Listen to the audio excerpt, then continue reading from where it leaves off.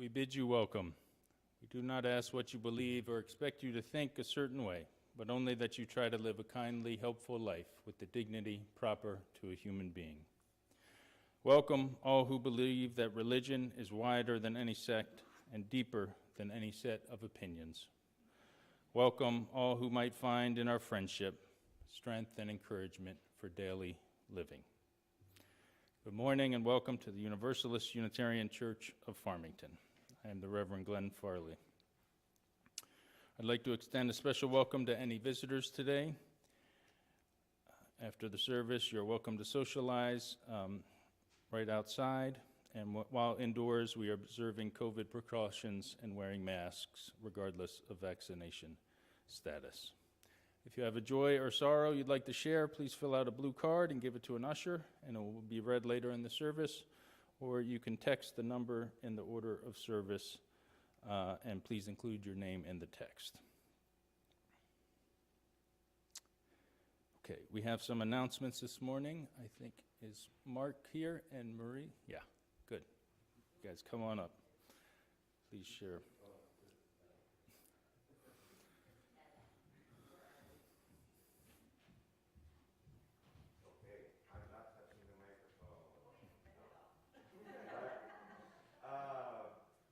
Petrie, Fundraising Committee. So thank everyone here and you watching at home as well.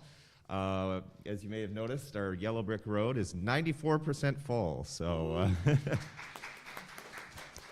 hats off to everybody. And, you know, we still do have a few folks who are figuring out some financial issues, and we'll probably land somewhere between 95 and 100%. So thank you so much for your efforts and for your generosity. Certainly we couldn't do it without our wonderful congregation that is so generous and looks to support everyone here, both through financial contributions and your support through volunteering. So we really appreciate it. Thank you so much. And just a reminder that we will have the Peep Show for the last, this is your last chance. Get your votes in outside after as we socialize, and it's a lot of fun, and the kids worked really hard, so we appreciate that as well. Thank you so much. Bye-bye. Wow, this is almost my size. Marie Laurie, Social Justice Committee. I have two announcements. One is a reminder that the Butterfly is back May 20th at 7 p.m. If you bought a ticket anytime in the last 3 years, show up and tell us you did. We're happy to have you there. And we have some really interesting speakers lined up as always. It'll be fun. The other one is that for those of you who saw the blast and didn't click, or those of you who didn't see the blast, there's a link in it about a survey that the Social Justice Committee is doing. It's very short, very easy. We want to know what topics interest you and how you would like us to work better with you. What excites you about social justice? So either please go to that link, or Joan and I both have a QR code with us today. Come up to us with your phone and we'll help you just hook to that, and you can do it really quickly on your way out. Thank you. One more thing with social events. I have directed Midsummer Night's Dream, and it will be in the parking lot on Saturday at noon. So I hope you guys can make it. It's free, it's fun. It'll be a good time. We'll put some chairs out, but if you want to be comfy, bring your own soft chair or whatever. It's about an hour long, and we have about four kids from our congregation who are in it, and yeah, it's going to be a great time. Thanks. And I also spoke with our board president, Liz Knight, and she wanted to share two announcements that I believe there's going to be a conversation about the bylaw changes after the service today. So if you're interested in that, please stick around. And then also next week, immediately after the service is our annual meeting. And so that's very important for all members to show up, to be part of the democratic process of governing our congregation. And we also need you because we got to hit a quorum as well. So please show up next week for that, for the service, and then immediately after the annual meeting. Okay. Printed in your order of service is our shared affirmation of mission, and I invite you to recite it aloud with me now. We seek answers everywhere, include everyone, and live with compassion. Let's sing our opening hymn, number 361, Enter, Rejoice, and Come In. It's in the gray hymnal.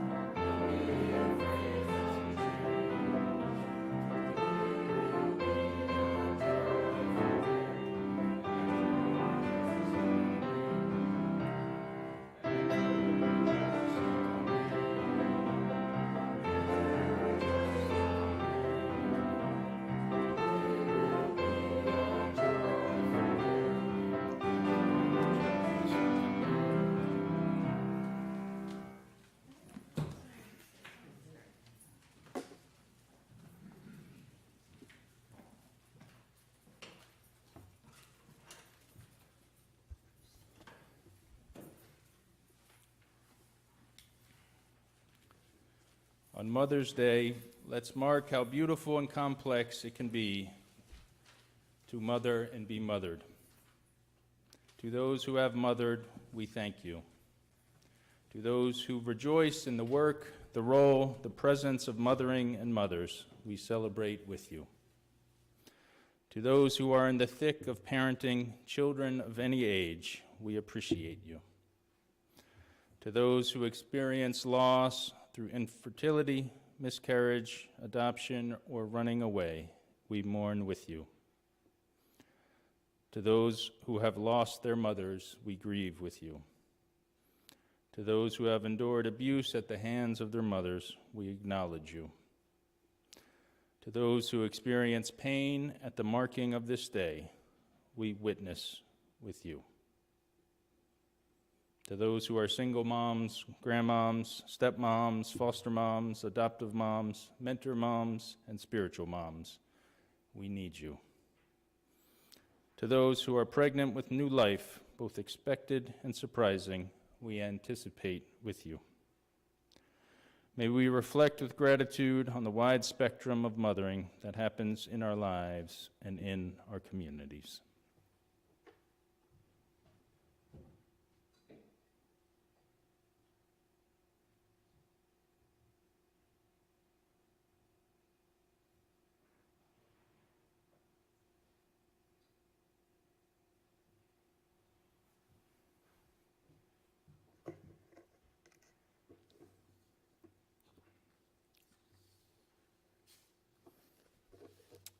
Before we do our responsive reading, I want to share a little of the history of the original Mother's Day. This comes from the historian Heather Cox Richardson. If you research the history of Mother's Day, the internet will tell you that Mother's Day began in 1908 when Anna Jarvis decided to honor her mother. But Mother's Day, with the apostrophe not in the singular spot but in the plural, actually started in the 1870s. When the sheer enormity of death caused by the Civil War and the Franco-Prussian War convinced American women that women must take control of politics from the men who had permitted such carnage. Mother's Day was not designed to encourage people to be nice to their mothers. It was part of women's effort to gain power to change modern society. The Civil War years taught naive Americans what mass death meant in the modern era. Soldiers who had marched off to war with fantasies of heroism discovered that long-range weapons turned death into tortured anonymity. Men were trampled into blood-soaked mud, piled like wood in ditches, or transformed into emaciated corpses after dysentery drained their lives away. The women who had watched their men march off to war were haunted by its results. They lost fathers, husbands, sons. The men who did come home were scarred in body and mind. Modern war, it seemed, was not a game. But out of the war came a new sense of empowerment. Women had bought bonds, paid taxes, raised money for the war effort, managed farms, harvested fields, worked in war industries, reared children, and nursed soldiers. When the war ended, they had every intention of continuing to participate in national affairs. But the 14th Amendment, which established that African American men were citizens, did not mention women. In 1869, women organized the National Woman Suffrage Association and the American Woman Suffrage Association to promote women's rights to have a say in American government. From her home in Boston, the Unitarian Julia Ward Howe was a key figure in the American Woman Suffrage Association. She was an enormously talented writer who had penned the battle hymn of the Republic in the early years of the Civil War, a hymn whose lyrics made it a point to note that Christ was born of woman. Howe was drawn to women's rights because the laws of her time meant that her children belonged to her abusive husband. If she broke free of him, she would lose any right to see her children, a fact he threw at her whenever she threatened to leave him. Howe believed strongly that women, as mothers, had a special role to perform in the world. For Howe, the Civil War had been traumatic, but that it led to emancipation might justify its terrible bloodshed. The outbreak of the Franco-Prussian War of 1870 was another story. She remembered, quote, "I was visited by a sudden feeling of the cruel and unnecessary character of the contest. It seemed to me a return to barbarism, the issue having been one which might easily have been settled without bloodshed. The question forced itself upon me, why do not the mothers of humankind interfere in these matters to prevent the waste of that human life of which they alone know and bear the cost?" Howe had a new vision, she said, of the august dignity of motherhood and its terrible responsibilities. She sat down immediately and wrote an appeal to womanhood throughout the world. Men always had and always would decide questions by resorting to mutual murder. But women do not have to accept this state of affairs, she wrote. Mothers could command their sons to stop the madness. "Arise, women," Howe commanded. "Say firmly, we will not have great questions decided by irrelevant agencies. Our husbands shall not come to us reeking with carnage for caresses and applause. Our sons shall not be taken from us to unlearn all we have been able to teach them of charity, mercy, and patience. We, the women of one country, will be too tender of those of another country to allow our sons to be trained to injure theirs." Howe had her document translated into French, Spanish, Italian, German, and Swedish, and distributed it as widely as her extensive contacts made possible. She believed that her women's peace movement would be the next great development in human history, ending war just as the anti-slavery movement had ended human bondage.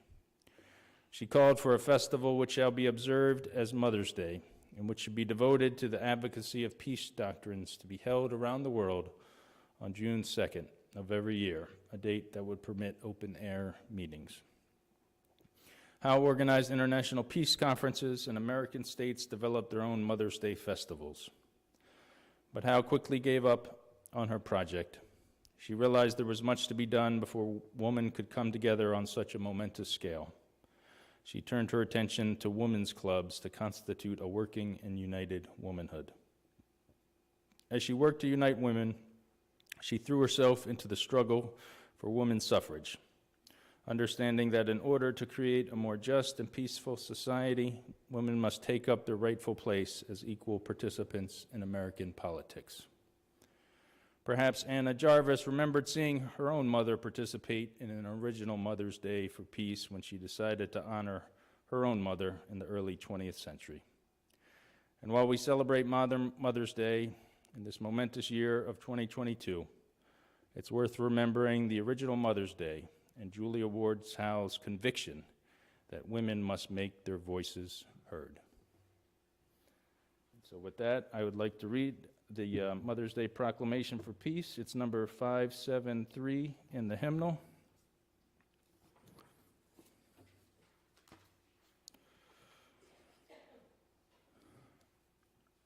And it's a responsive reading, so I'll read the regular font and you can read the italics.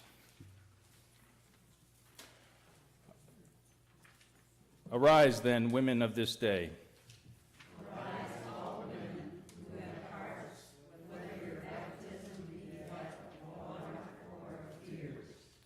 Say firmly, we will not have great questions decided by irrelevant agencies. Our husbands shall not come to us, reeking with marriage, for presence of loss. Our sons shall not be taken from us to unlearn all we have been able to teach them of charity, mercy, and patience.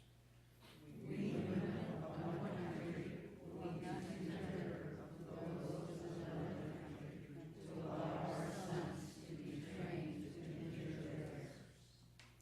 From the bosom of the devastated earth, a voice goes up with our own. It says, disarm, disarm. The sword of murder is not the balance of justice. Blood does not wipe out dishonor, nor violence dignity the judgment. As men have often forsaken the plow and the anvil at the summons of war, let women now leave all that may be left of home for a great and earnest day of counsel. Let them be first as women to bewail and commemorate the dead. Let them then solemnly take counsel with each other as the means whereby the great human family can live in peace. And each marry after her own time, sacred of us, not to Caesar, but God.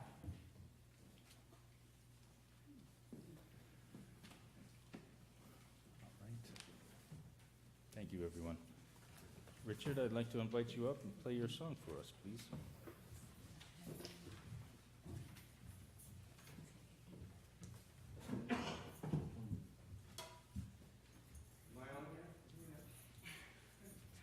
Good morning. Yes, I come to this church to hear words like we just heard, but I also come because there's always a little bit of levity, and I think levity is important, and that's why I chose to sing this song today, to celebrate one of our harbingers of spring and the state bird of Michigan, the robin.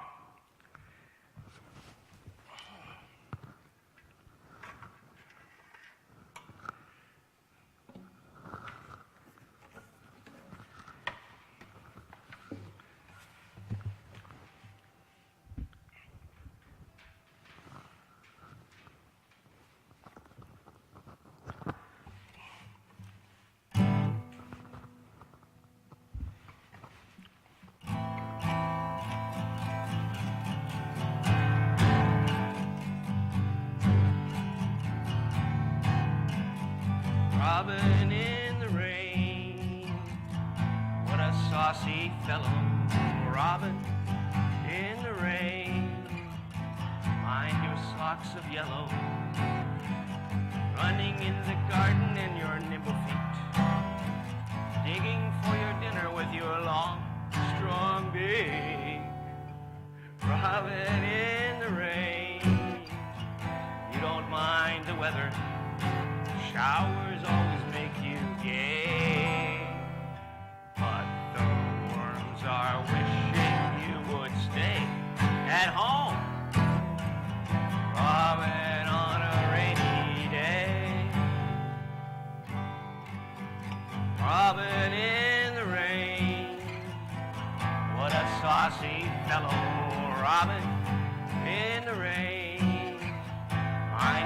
locks of yellow, running in the garden on your nimble feet, digging for your dinner with your long, strong beak. Robin in the rain, you don't mind the weather, showers always make you gay. But the worms are wishing you would what? Stay at home. Robin on a rainy day. Robin on a rainy day. Don't get your feet wet. Robin on a rainy day.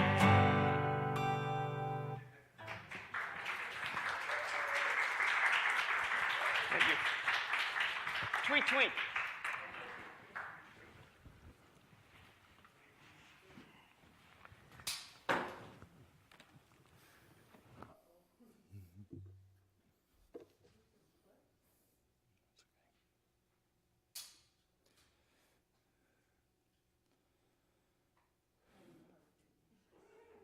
That's good.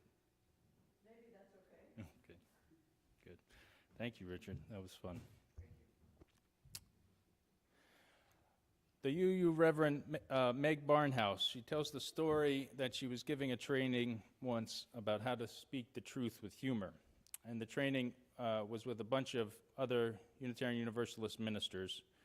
And I think it happened in late April or early May. And they were sitting around talking about Mother's Day and how they were going to preach on Mother's Day.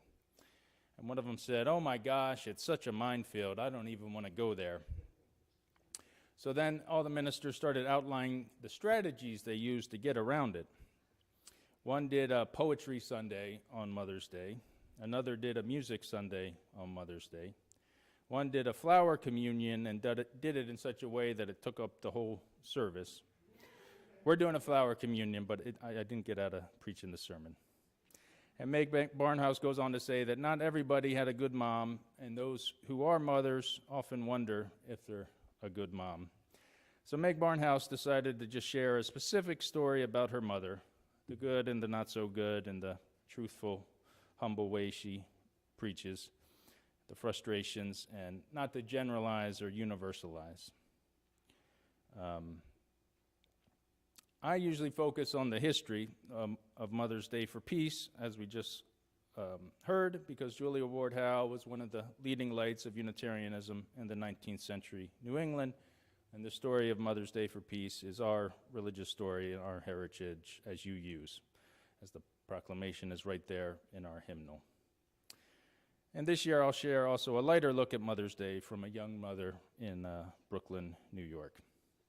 So here we are, Mother's Day 2022.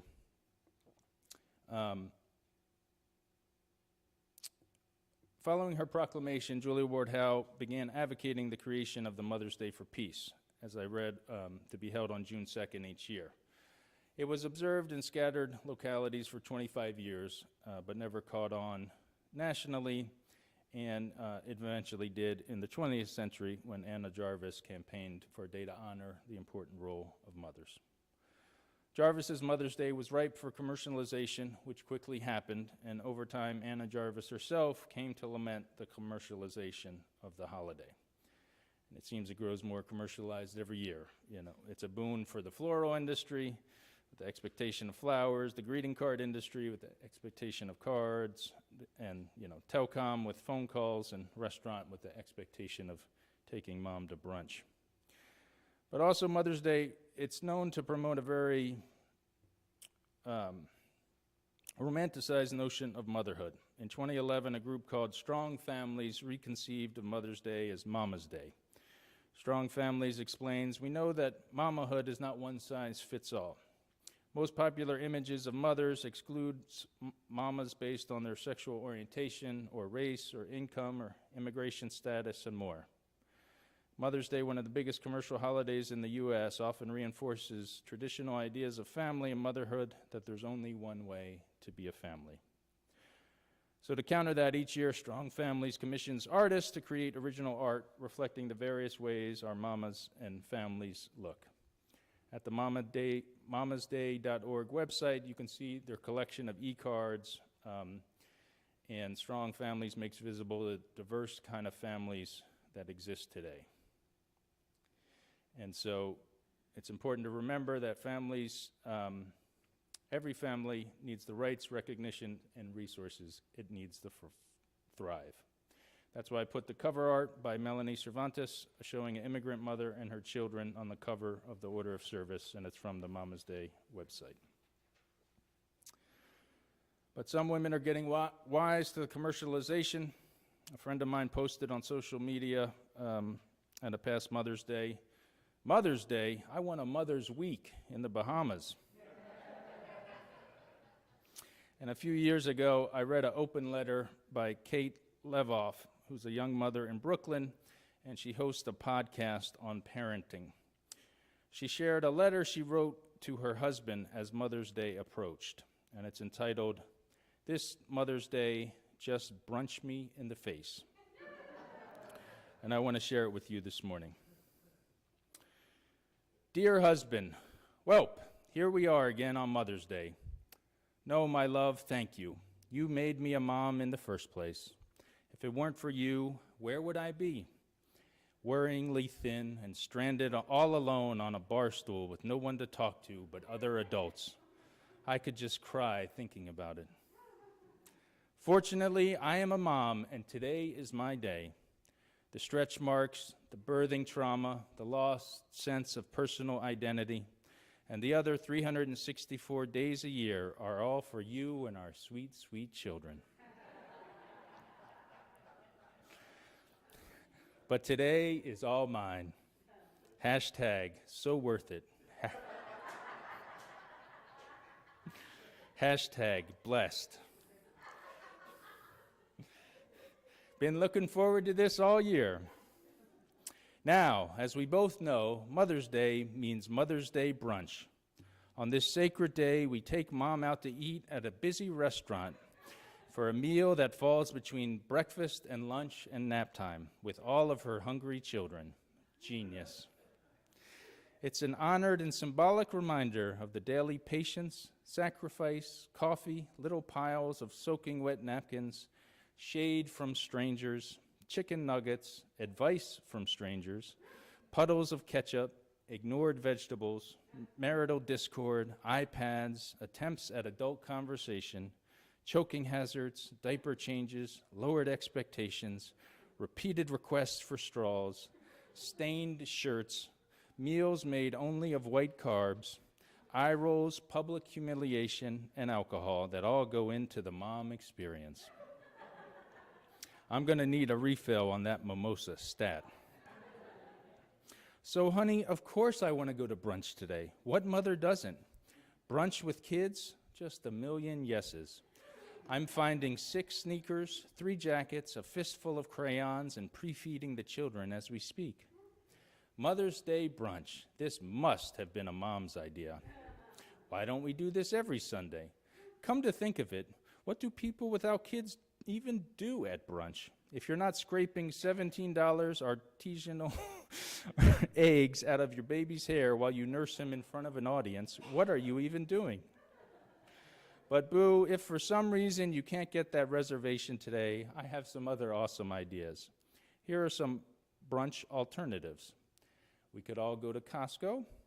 We could lurk on our childless friends' Instagram feeds for hours. We could clean out the back of the car. We could test out gluten-free recipes for all our favorite foods. We could cut out coffee. We could go on the wagon. We could give up our phones and devices and reconnect to each other. We could use the pencil to get this dust out of my eye. You could put all the kids in the car and go looking for parking in the city. I can try on all my pre-pregnancy clothes and ask you how I look. We can see if that $4 in our savings account is growing. And lice. These are just a few suggestions. I know you put a lot of thought into today, and I don't want to ruin it by doing every single thing myself like every other day. Just one request. If everything goes according to plan and we end up at brunch, all I ask is that I not be judged as I try to find the bottom of the bottomless mimosa. Now go call your mother for an hour while I help the kids make my Mother's Day cards. Love, the baby mama. So that was by Kate Levkoff, and she's a host of a hilariously honest parenting podcast called Nursing and Cursing. And I cut out the foul language that was in the original. So, but I just want to take it back a little to some religious or spiritual groundings for today. And I want to share from the ancient Taoist philosopher Lao Tzu from the 6th century BCE. He said, if there is to be peace in the world, there must be peace in the nations. If there is to be peace in the nations, there must be peace in the cities. If there is to be peace in the cities, there must be peace between neighbors. If there is to be peace between neighbors, there must be peace in the home. If there is to be peace in the home, there must be peace in the heart. So how can we cultivate peace in our heart? I think the answer is right in front of us in that Mother's Day proclamation that we read together by Julia Ward Howe. From the text of the document, 3 lines jump out at me. Our sons shall not be taken from us to unlearn all that we have been able to teach them of charity, mercy, and patience. I would call this affirming our deepest values. Julia Ward Howe wrote, we, the women of one country, will be too tender of those of another country to allow our sons to be trained to injure theirs. I view this as recognizing the truth of our common humanity. And finally, from the bosom of a devastated earth, a voice goes up with our own. It says, disarm, disarm. This, we recognize the truth of our oneness with nature, as the very earth speaks. Our deepest values, how we raise our children. We raise them to exhibit kindness, fairness, so we can return to our deepest values.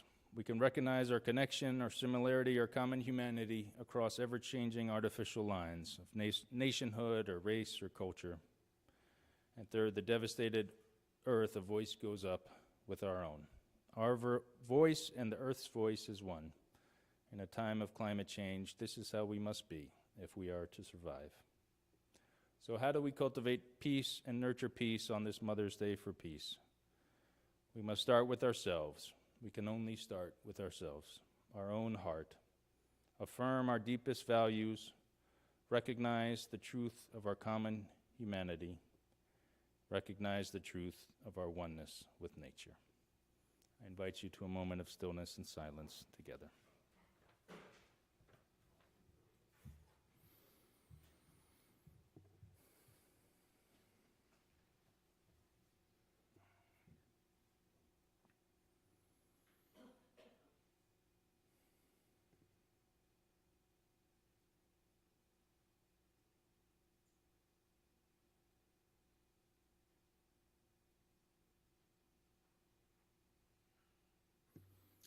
May it ever be so. Amen.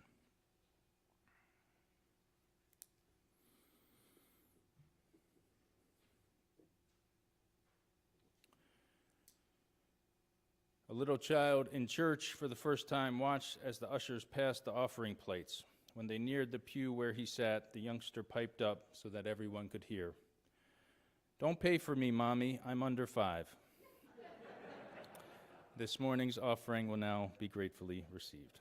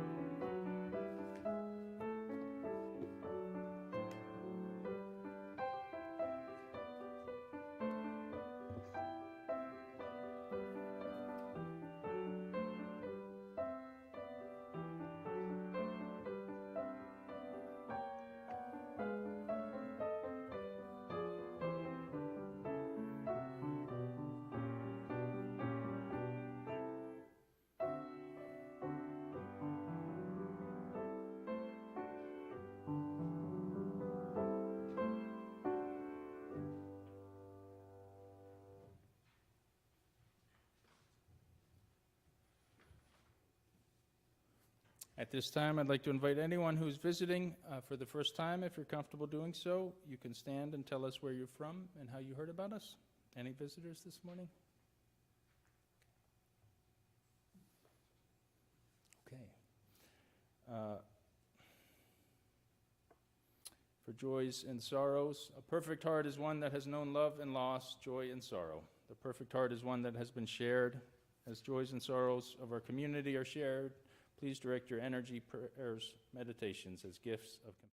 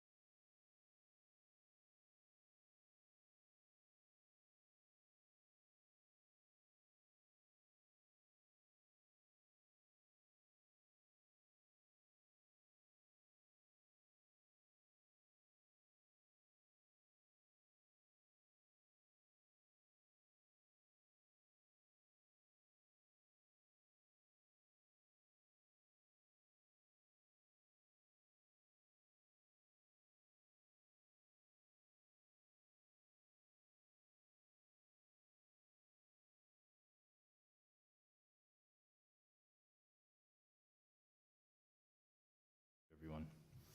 Okay, let's sing a hymn together, number 396. I know this rose will open, and this will prep us for our flower communion together. You're going to sing it 3 times, right? Yep, 3 times through. Thank you, Diana.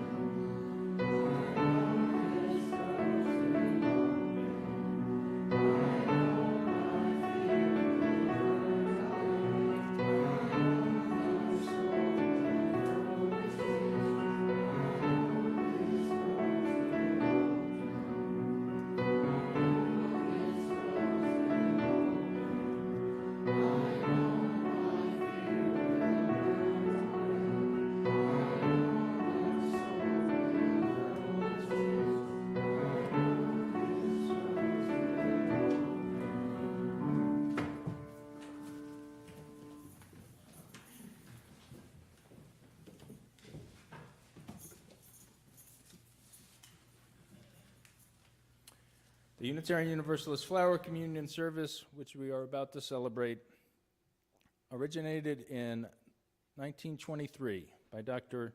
Norbert Čapek. He was the founder of the modern Unitarian movement in Czechoslovakia. On the last Sunday before the summer recess of the Unitarian Church in Prague, all the children and adults participated in this colorful ritual, which gives concrete expression to the humanity-affirming principles of our liberal faith.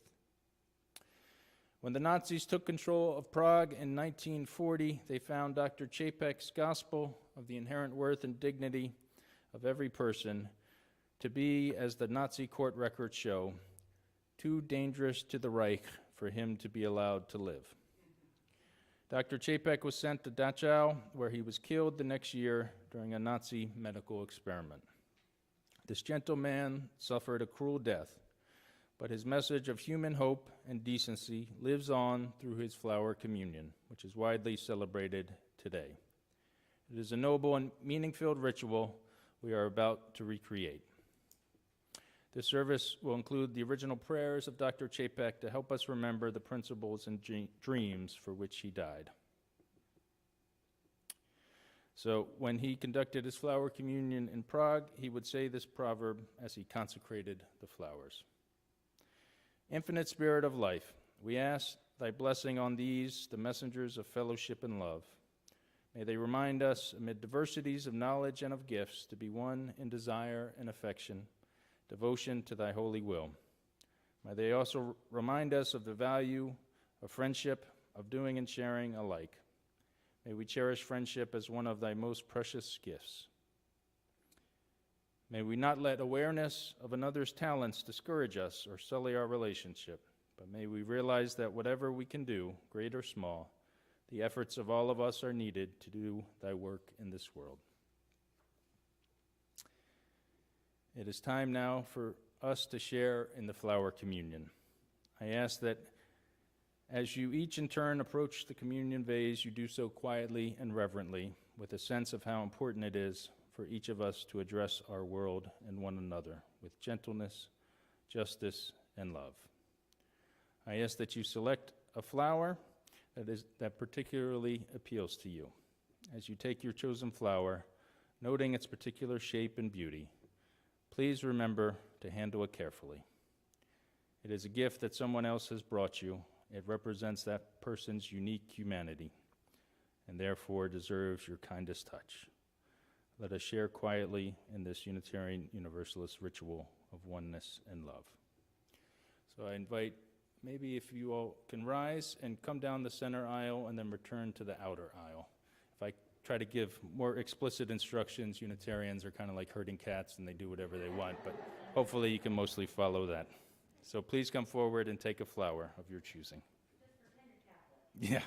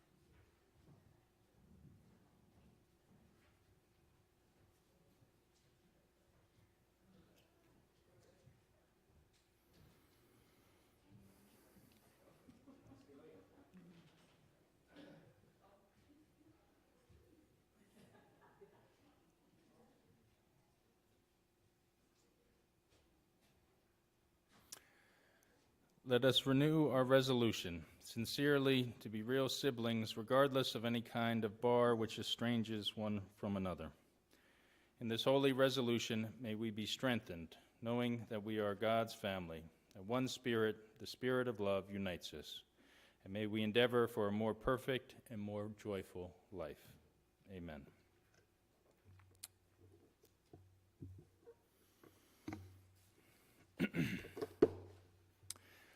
Before he was put to death in Dachau, Dr. Chapek wrote this prayer, reflecting on his own life and the state of his spirit. It is worthwhile to live and fight courageously for sacred ideals. O blow ye evil winds into my body's fire, my soul you'll never unravel. Even though disappointed 1,000 times or fallen in the fight, and everything would worthless seem, I have lived amidst eternity. Be grateful, my soul, my life was worth living. He who was pressed from all sides, but remains victorious in spirit, is welcomed in the choir of heroes. He who overcame the fetters, giving wing to the mind, is entering into the golden age of the victorious. May you go in peace. Amen.